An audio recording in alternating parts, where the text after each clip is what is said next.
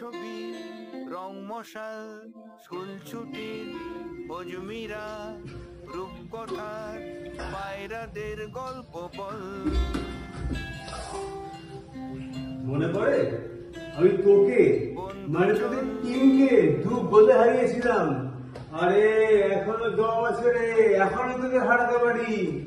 আরে ছাড় ছাড়, একবারই হারিয়েছিলিস, বেশিরভাগ সময় আমরাই তো তোদেরকে হারাতাম। না না, লাস্ট ম্যাচটাই আমরাই হারিয়েছিলাম, কোনো কথার নড়চড় হবে না। এই তোর আমাদের সেই ফুচকার কম্পিটিশন মনে পড়ে?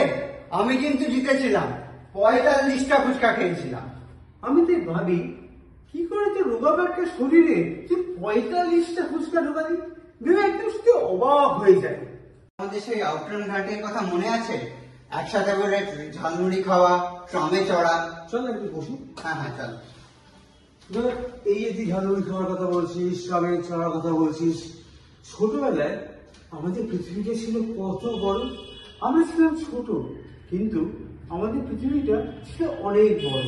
সেখানে ছিল তারায় ভরা আকাশ, অগন্তি বন্ধু, সীমাহীন আশা আর বুক ভরা ভালোবাসা।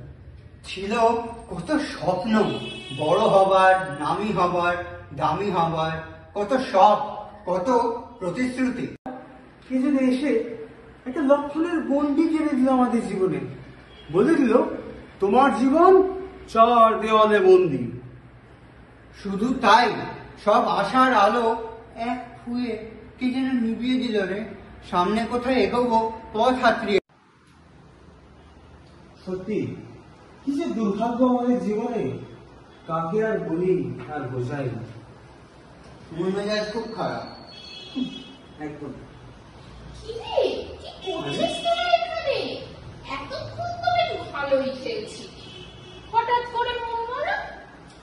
আমরা আমাদের পৃথিবীর গল্প করছিলাম, বসে একটু আমাদের পাশে। তবে তুই তো ব্যস্ত মানুষ, বড় চাকরি করিস। ও বাবা, দেখো কেমন ছেলে, আমাকে তোদের মধ্যে রাখছিস না? আমার লজ্জা করে, ভীষণ লজ্জা করে, আমার কষ্ট হয়। জীবন ধরে আমরা যে অনেক পিছিয়ে পড়েছি। যে সেই যে ডাক্তারবাবু এসে একদিন বলে গেলেন, you are suffering from schizophrenia. তারপরে সব উলট পালট হয়ে গেল রে, সব উলট পালট হয়ে গেল। আমি তো 7 দিন বিছানার সাথে শুধু কেঁদেছি। আমি মেন্টালি ইল, এটাই আমার পরিচয়, আর কোনো পরিচয় নেই, হবে না, হতে পারে না। কলেজের বন্ধুরা আমাকে নিয়ে হাসতো, ওরা আমাকে বুঝতে পারতো না। আমার চলার বলার ধরন অভিনয় করে দেখাতো, কিন্তু কেউ আমাকে বন্ধু করতো না। আই এম সো সরি, তোরা তোদের কথাগুলো শুনে খুব খারাপ লাগছে। তোরা তো স্কুলে ভালো ছাত্র ছিল, কি করে হলো এসব? তুই কি করে জানবি? তুই তো দিল্লি চলে গেলি পড়তে, আমরাও হয়তো যেতাম, তাই না?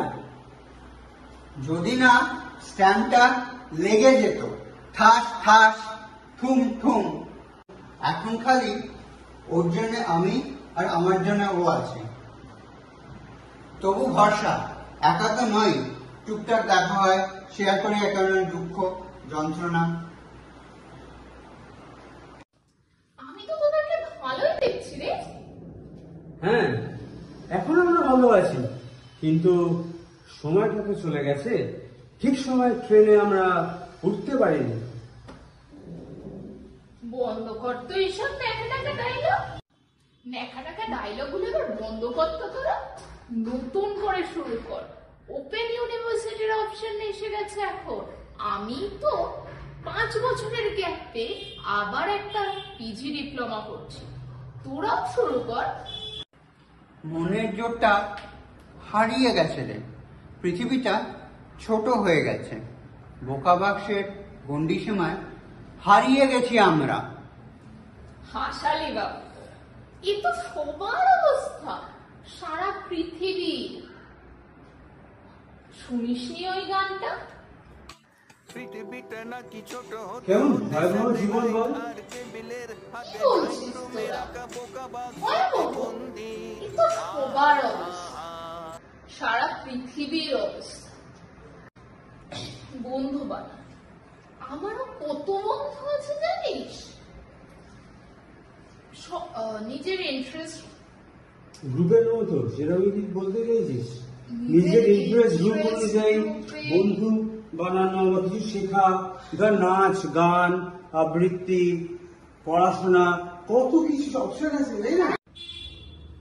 আমাদের মতো এমআই গ্রুপ। ব্যঙ্গ করিস না, নিজেদেরকে ভালোবাস, জান, নিজেদেরকে সম্মান দে, তাহলেই পৃথিবীর সবাই তোদের সম্মান দেবে। সত্যি পৃথিবীটা আজ কত কাছে চলে এসেছে রে। আমি এতদিন এভাবে ভাবিনি কেন। কিন্তু আমাদের সামনে প্যান্ডোরাস বক্স খুলে দেওয়ার মতন অবস্থা। যা কিছু প্রয়োজন ইন্টারনেট আর কম্পিউটার তার জবাব দেবে। আমাদের সকলের অবস্থা এখন তাই। টেকনোলজি কতটা সুবিধা এনে দিয়েছে। কম্পিউটারের অপর প্রান্তের মানুষটা আমাদের লেভেলটা তো ঠিক বুঝতে পারবে না। স্টিগমাটা এবার ছাড় অম্লান। জীবন তোকে একটা চ্যালেঞ্জ দিয়েছিল, তুই সেটাকে ওভারকাম করেছিস। এখনো জীবনটা আছে তোর উপলব্ধি করার জন্য। শিশুর মতো হেসে চল আবার ফিরে পাই আমাদের সেই পৃথিবী। আমাদের নতুন পরিচয় আমাদের কাজ আর সৃজনশীলতার মাধ্যমে। সায়ন্তনী, তুই আমাদের সাথে আছিস তো? হ্যাঁ নিশ্চয়ই। বন্ধু চল